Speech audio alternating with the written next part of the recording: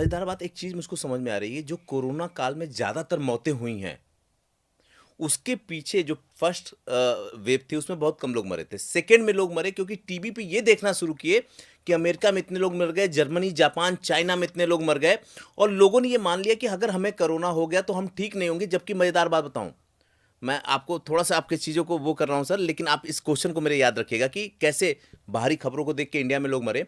एक bank manager थे SBI bank के, वो मेरे मित्र हैं। वो एपिसोड देख रहे होंगे क्योंकि देखते हैं वो।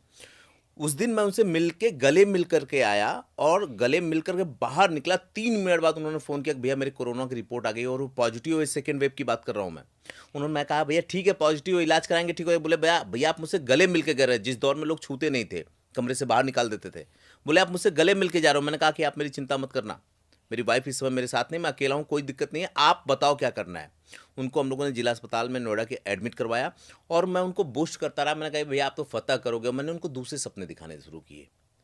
सर यकीन मानिए कि वो व्यक्ति 3 दिन के अंदर, फिर हमने जैक लगा के उनको हॉस्पिटल से बाहर निकलवाया क्योंकि उन्होंने कहा कि मैं हॉस्पिटल में होऊंगा तो बीमार हो जाऊंगा। एक आईएएस को हमने फ़ोन किया, उन्होंने उनको बाहर निकलवाया, वो बाहर और बखूबी वो बिल्कुल ठीक हो गए। अब मुझे सर बताइए इन दोनों कहानियों का, एक मेरा ये रेफरेंस और दूसरा वो सारी मौतें। याद रखिएगा, इसे हम प्लेसिबो एंड नोसिबो कहते हैं और ये टेक्निकल है। अच्छा, मैं जो कर रहा हूँ मुझे जानकारी नहीं, लेकिन टेक्निकल है वो। ये हाँ बिल्कुल, ये टेक्निकल है और मेडिकल साइंस में पढ़ लीजिएगा, कभी गूगल कर लीजिएगा, अभी गूगल कर लीजिएगा। प्लेसिबो, प्लेसिबो का मतलब होता है कि जब आपको कोई यकीन दिला दे और उस यकीन को आप मान लें और उस टाइम उस यकीन के अनुसार आपकी ग्लैंड्स और आपकी बॉडी रिएक्ट करने लगे, इसे प्लेसिबो कहते हैं। अगर ये पॉजिटिव है, अगर ये निगेटिव हो जाए तो ये नोसिबो। और निगेटिव चीज़ें कई बार हमारे रिश्तेदार, कई बार हमारे आसपास के लोग ये नोसिबो क्रिएट करके जाते हैं। अब आपको हंसी आएगी, आपको हंसी आएगी। आप एक बार बीमार पड़ के देखिए, आप भी गांव के रहने वाले, मैं भी गांव के रहने वाला हूँ। आपको एक सीन दिखाता हूँ जी, ठीक है ना, आपको एक सीन दिखाता हूँ। आदमी बीमार पड़ा है, ठीक है ना, इमीडिएटली माँ, बेटी, बेटा, पत्नी, आप लेटे रहो बस। ऐसा होता है, ऐसा होता है, लेटे रहो। आपको बस क्या चाहिए, अब उसे मजा आने लगता, चाय दे दो, अब चाय दे दो, चाय पी ली, ठीक है ना। अब मैं आपको 2 कहानी सुनाऊंगा जी, और आपके दर्शक हंसेंगे पागलों की तरह। इवन नाम भी बता दूंगा कि किस जगह की कहानी है जी। उसके बाद वो सबको बताएगा भाई मैं बीमार हूं, मैं बीमार हूं। अब रिश्तेदार आएंगे, पहला रिश्तेदार आएगा, ये बीमारी है, चाय पिएगा इनकी, हलवा खाएगा। पहला सेंटेंस, हमारे एक जानने वाले को हुआ था, होता है, बस उन्होंने LIC करा रखी थी, अच्छी बात ये रही बच्चे सड़क पर नहीं आए। अब इस आदमी को क्या दिखाई दे रहा, मौत। तेरा काम हो चुका। दूसरा आदमी दिखाई दे रही है। अब दूसरा आदमी आएगा, दूसरा रिश्तेदार, ये बीमारी हुई, हमारे वाले को भी हुई थी, एक को जानने वाले को, दवाइयां काम नहीं करती इसमें एक टाइम के बाद। इसे याद आएगा, हाँ कल वाली ने नहीं करा, कल जो दवाई खाई थी असर आराम नहीं हो रहा। अब इसे क्या दिखाई दे रही, मौत। तीसरा आएगा और चौथे पर मैं आपको पीक दिखाता हूं। तीसरा आएगा, भैया एक काम करो, सभी रिश्तेदारों को खबर कर दो, एक बार मिल जाएंगे। तो ये क्या समझ रहा है कि भाई अब जा रहा हूं मैं इस दुनिया से। लास्ट वाला जो रिश्तेदार आएगा, मैं इसीलिए कहता हूं आपके जीवन में 2 तरह के लोग होते हैं, एक रिलेटिव और एक पॉजिटिव। एक रिलेटिव है आपके लिए लाइफ में और एक पॉजिटिव है। मतलब उसको सामने सामने मैं इसलिए हंस रहा हूं, मारा जा रहा है उसको, जाओ तुम अब। और अब लास्ट जो रिश्तेदार आता है वो सबको बैठाता है और एक बात कहता है उसकी बीवी को, बच्चों को, माँ को, अब इनका जो भी खाने को मन करे इनको दे दो। उसने मान लिया गए तुम। और वो देख रहा होता है कि भाई मेरा काम हो चुका। इतने बिलीफ के बाद आप बचोगे। अरे डॉक्टर बर्नी सीगल की किताब पढ़ लो, जो सर्जन है, उसने कहा है कि मैं जब उसको एनेस्थीसिया देकर वो हिप्नोटिक स्टेट में जाता तो मैं उसके कान में कहता रहता था, कल तू ठीक हो जाएगा, तुझे कल के बाद एंटीबायोटिक की जरूरत नहीं, ना दर्द की, तेरा दर्द ठीक हो जाएगा बाहर जाते कल के दिन।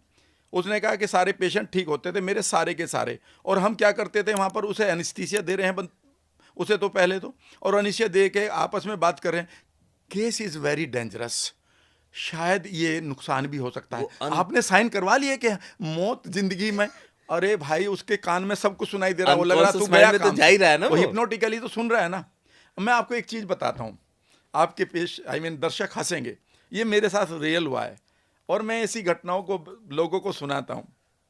ये होता है ना कि बचपन में, मैं गांव का रहने वाला हूँ, आप भी है, तो हम बचपन में जब भी छुट्टी होती थी मई जून अरे जुलाई इतनी में, हंसी आ रही कि आपकी आंख भी भर गई हंसते हंसते। तो फूफा मामी के जाया करते थे ना। हाँ जाते थे। तो मेरा बागपत के पास वेस्टर्न यूपी में एक गांव है नज़दीक ही, उसका अब क्या नाम लूँ, तो वहाँ मेरे रिश्तेदार थे। हाँ तो वहाँ मैं जाया करता था, बचपन में खेला करते थे। फिर ऐसा कुछ हुआ कि मैं जब NLP सीख रहा था या सीख गया था, या उसके बाद और करीब करीब 8-10 साल पहले की बात है, तो मैं उस गांव में दोबारा गया। तो वो पुरानी यादें तो रहती है भाई, ये माँ भैया इसके साथ खेला करते थे, इसके साथ पिटाई होया करती थी, इसके साथ तालाब में जाया करते थे, इनके घर पे छाछ पिया करते थे। तो उसने कहा अरे आजा यार, तो इतने दिनों में दिखाए तो बड़ा सा लग रहा है यार। वो भी बूढ़े पे बड़े हो गए थे। तो वो अपने घर के सामने बैठा था, और घर के सामने कई बार होता है ना कि एक चौतरा होता है, एक चबूतरा होता है, जिसको चौतरा कहते हैं हम, हाँ चबूतरा चबूतरा ही है होता है, हिंदी में। हमारे यहाँ भी बोलते हैं। उसके ऊपर चारपाई बैठी थी, पड़ी थी, और वहाँ 2 कुर्सियां पड़ी थी, वो प्लास्टिक की। एक पर उसकी बीबी बैठी थी, ठीक है ना, एक पर उसकी बीबी की मामी या बुआ आई हुई थी जी। और ये बेचारा पड़ा हुआ था। आजा भाई, मैंने कहा क्या हुआ? तो उसने इससे पहले कुछ बताते, वो बिल्कुल एक बनियान सा एक अच्छा सा पहने हुए हैं पट्टे का, गांव में ऐसे ही है अपना। 12-1 बजे का टाइम होगा, मैं बैठ गया, मैं कहा बातें करेंगे। तो मैंने उससे कहा क्या हुआ, तुम तो बड़े बीमार से हो। उसकी वाइफ ने कहा जी इनको डिप्रेशन हो गया। तो मैं बड़ा जोर से हंसा, इससे गांव में भी आ गई है बीमारी, क्या बात हुआ? तो सही है, गांव में भी आ गई है। हाँ, अब गांव में तो आनी है, IPL वहां भी पहुंच गया और एकता कपूर भी पहुंच गई, तो डिप्रेशन तो होनी है लोगों को। अब लोगों को दिखाए एकता कपूर के सीरियल देख रहे, खन्ना साहब की 5 गर्लफ्रेंड है, हमारे किसान भाई कह रहे मेरी एक भी नहीं है, तो वो तो डिप्रेशन में तो जाएगा ही। जबकि उनको गर्लफ्रेंड का मतलब भी नहीं पता होता था गांव में। तो मैंने कहा डिप्रेशन हो गया? हाँ। मैंने कहा क्या हुआ डिप्रेशन में? मैंने कहा घूमा करो, दौड़ा करो, अभी डिप्रेशन ठीक कर देता हूँ, चलो मेरे साथ। हाँ। उसने कहा नहीं से उठा नहीं जाता, डिप्रेशन में उठा नहीं जाता। हाँ, और ना चला जाता। मैंने कहा यार ये तो बड़ा गलत हुआ। मैं फिर बैठ गया, तभी एक कांड हुआ।